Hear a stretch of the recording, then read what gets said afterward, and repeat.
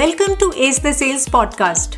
You are listening to part 4 of the Conversation Catalyst series, where in 9 consecutive episodes, we are deconstructing 9 elements of an impactful sales conversation.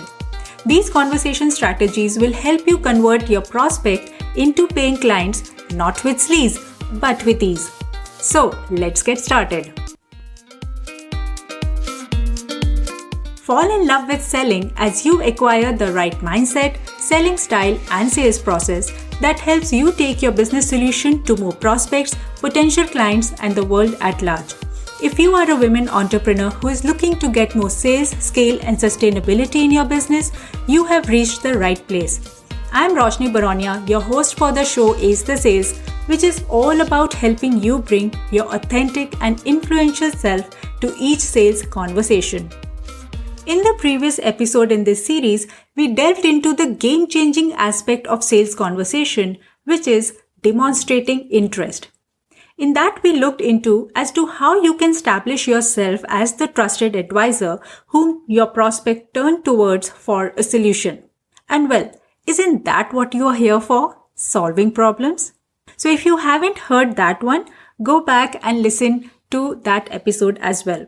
And now, let's jump right in today's topic, which is, I would say, my ace of spade, and that is asking great questions.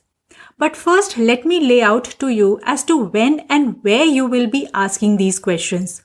So whenever you are going to meet your buyer, you could either be meeting them for the very first time, like with little prior contact. This might happen when you have come across them through a referral, or the person has found out about you on LinkedIn or through digital mediums. Basically, it is like going on a blind date. You both hardly know anything about each other. The other scenario could be where you are having a conversation with a potential client where a few email and phone exchanges have already taken place. A few initial communication about what you do and what they need has already happened. And now you are meeting to discuss as to what you can do together. Regardless of where you are and what you are selling, you absolutely need to maximize the result of your sales conversation every single time. Because this is your dream client. You definitely want to work with them and do not want to let this opportunity go. And by asking relevant and engaging questions, you are not only going to get the attention of the busy buyer, but also highlight a very important piece of the buyer-seller relationship. And that is that you will make them feel cared for. You will show them that you care for their well-being and their business's well-being. So here's the first tip about asking great questions. And it is that they always have to be open-ended questions. They should be like conversation starters where the prospects get talking a lot. They cannot be yes or no questions because then it will be like that you have already made your assumptions about the prospect's problem and are now only validating them through your yes or no. So it will be like if they say yes, you will go ahead and start the work. And if no, there will be hardly anything that you want to do and you will just part your ways. But that's not what you are going to do unless you have a very specific program or a subscription-based service or a productized service. In fact, you will massively increase your conversion rates if instead of trying to push a cookie-cut product or a service, you take the time to understand their need and then customize your pitch according to their needs and concerns. So these are like need identification questions. And need identification questions are typically open-ended questions where, basis what the client has shared, you take them deeper into uncovering their real business challenges and not just technical or temporary issues. So you are looking to get into the space where you are uncovering long-lasting business consequences of not solving that pain point right now. For example, if the prospect has shared that their website is not getting much traffic and not generating enough leads, and for example, you are a digital agency who designs great websites, so you would like to firstly probe a little more into asking questions as to how does not having traffic and not generating enough leads impact your client acquisition cost? Or how does that affect your revenue goals? Some more examples of open-ended questions are: what are your top priorities right now? What do you think is the main reason for failure of your previous product launch? The basic premise of need identification question, which is open-ended question, is to uncover the business need, the business consequences that the buyer is seeing on a long-term basis for their pain point.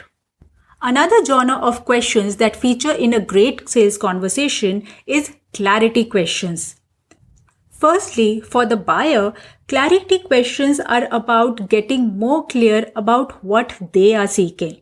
And by the way, we had a detailed conversation and a very wonderful observations on the same topic with my guest on this show, Perry Sean. Perry is a researcher who has turned into an entrepreneur, and she shared pieces from her research which show that a buyer has already made their buying decision as much as up to 75 to 80% by the time they are meeting you. But they have made this decision unconsciously. So by asking questions, you help them gain clarity and then make a conscious decision. And it was a wonderful episode that we had. Do check it out later. It is episode number 12. I will mention the link in the show notes. So that's regarding clarity for the buyer. But asking questions also help you gain clarity about how you are going to help that person sitting in front of you. What is it that is absolutely critical for them, which if not gets solved, your work won't be accomplished? Because many a times people know that they want to get fit, but have no clue as to what kind of fitness modality is best suited for them. Or they know that their employees miss their timelines but do not realize that long hours of sitting reduces productivity and concentration, which might be something you can help them do. And to uncover such things, you would have to ask questions which probe a little deeper into what they have already shared. So like you might want to ask things like, why do you say that? Can you share an instance related to what you have just shared? So how does this thing affect your personal life? Why is getting this done so important for you at this point of time? Or what is it about this podcast that you are really liking? It has to be something, isn't it? And I'm biting my nails off to know that.